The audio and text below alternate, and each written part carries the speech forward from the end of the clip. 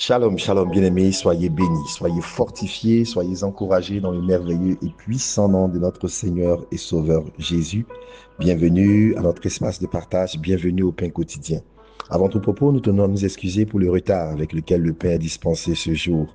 Mais nous croyons que la parole de Dieu n'est jamais en retard et que quel que soit le temps où elle arrive, pourvu qu'elle trouve des cœurs disposés, elle y apporte la grâce, la paix et l'abondance. C'est ma prière pour toi ce matin, auditeur du pain quotidien. Ce mois-ci, nous parlons de l'espérance. Le thème, c'est espérer contre toute espérance, tiré de Romains 14, 18. Le thème de la semaine, c'est les fruits de l'espérance. Et ce jour, nous parlons de éclosion de promesses. Il est tiré de la méditation de Hébreux 10, 23 qui dit ceci: retenons fermement la profession de notre espérance, car celui qui a fait la promesse est fidèle. L'espérance liée à la foi. Dans l'enchaînement de l'épître, vous verrez que le chapitre 11 parlera de la foi. Paul disait ailleurs que trois choses demeurent: la foi, l'espérance et l'amour. Il y a un lien donc entre l'espérance et la foi. La foi nourrit l'espérance. Essayons donc ensemble de comprendre l'espérance avant de descendre dans quelques détails du passage de ce jour. Qu'est-ce que l'espérance? Est-ce que c'est l'espoir? L'espoir et l'espérance sont liés. Ils portent en eux quelque chose de commun, c'est-à-dire la projection vers quelque chose qui est attendu et qui est censé nous procurer de la joie. Mais il y a quand même une différence de degré entre l'espoir et l'espérance. L'espérance est tout le temps liée à un événement qui lui est extérieur. L'espérance s'assied sur une promesse. L'espoir peut être un sentiment intime, personnel, un état d'esprit que l'on pourrait comparer au fait d'être optimiste. L'espérance nécessite toujours quelque chose qui lui est extérieur. C'est une projection vers une promesse, vers une attente. L'espérance, elle s'inscrit dans la durée, dans la stabilité, et elle a des fondements en dehors d'un simple sentiment, en dehors d'un simple état d'esprit. Et on comprend donc pourquoi Paul dira, Paul, je dis Paul, pas forcément lui, parce que on ne sait pas en réalité qui a écrit l'épître aux Hébreux, mais nous dirons Paul, parce que certains affirment ainsi. Mais peu importe, retenons simplement que la lettre aux Hébreux dit ceci: retenons fermement la profession de notre espérance, parce que celui qui a fait la promesse est fidèle. Donc il y a un lien entre l'espérance et la promesse. La promesse nourrit l'espérance. La Bible ne dit pas par ailleurs: ta promesse me fait vivre. Retenons fermement la profession de notre espérance. Essayons d'entrer dans quelques éléments de spécificité en rapport avec ce qui est dit. L'auteur de l'Épître aux Hébreux ne dit pas simplement retenir l'espérance, il dit retenir fermement la profession de notre espérance. Ce qui veut dire que ce qui nourrit donc notre espérance, c'est ce qui est professé. Ce n'est pas seulement le fait de croire, le fait de savoir, mais il faut aussi professer. Il faut aussi le déclarer. Le Seigneur disait à Josué que ce livre de la loi ne s'éloigne pas de ta bouche. Médite le jour et nuit, mais qu'il ne s'éloigne pas de ta bouche. Il y a donc deux mouvements complémentaires qui asseyent ce que Dieu veut faire avec nous. Il y a l'état intérieur de ce que nous recevons, foi, croyance, mais ces éléments intérieurs doivent être manifestés par la profession. Ce que la parole nous dit ce matin, c'est que la déclaration, le langage nourrit l'espérance. Personne ne peut avoir une espérance stable, une espérance paisible, une espérance qui dure si son langage est destructeur de cette propre espérance. Oh bien-aimé, si nous pouvions comprendre à quel point quelquefois nous, sous prétexte d'humilité, de simplicité, de sincérité, souscrivons à des langages de destruction, à des paroles de destruction, un langage de défaite, un langage de mort, un langage de destruction qui finalement réduit à néant tout ce que nous avons pu croire ou espérer. N'est-il pas commun d'entendre souvent des personnes qui auront passé du temps dans la prière, sortir de la prière et encore confesser des paroles négatives, des paroles de destruction. Ah, cette maladie ne me laissera jamais. Ah, cet homme ne changera jamais. Ah, cet enfant, je ne sais pas ce qu'il deviendra. Ah, cette situation, je ne sais pas si je m'en sortirai. Ah, ce pays, ce temps, c'est tellement dur, rien ne va. La profession nourrit l'espérance. La vie et la mort sont au pouvoir de la langue. Ne l'oublions pas. Si notre langage est habitué à déclarer ce qui est destructeur et négatif, nous ne pouvons pas être fermes dans l'espérance. La capacité à la retenir fermement est aussi liée à la profession.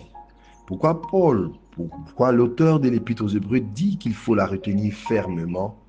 Parce que beaucoup de situations vont arriver de sorte à nous déstabiliser.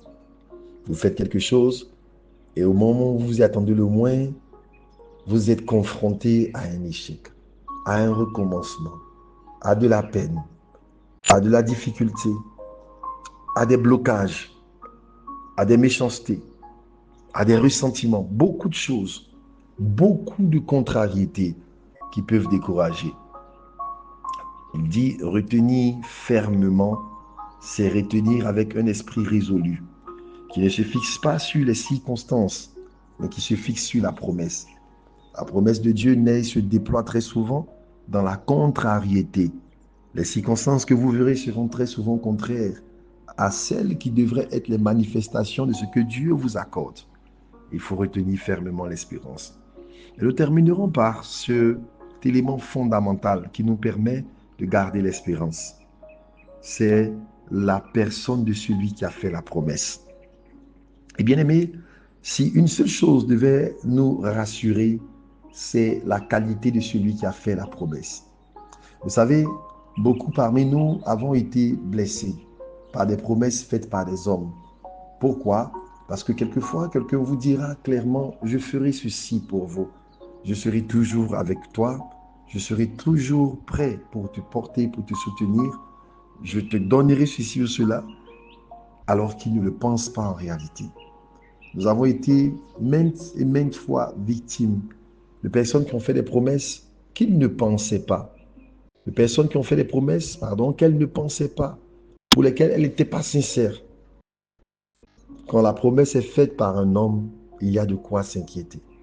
La deuxième chose, c'est que la personne peut être sincère et désirer fortement nous aider et être vraie lorsqu'elle fait la promesse, mais elle peut être confrontée à la limite de l'homme.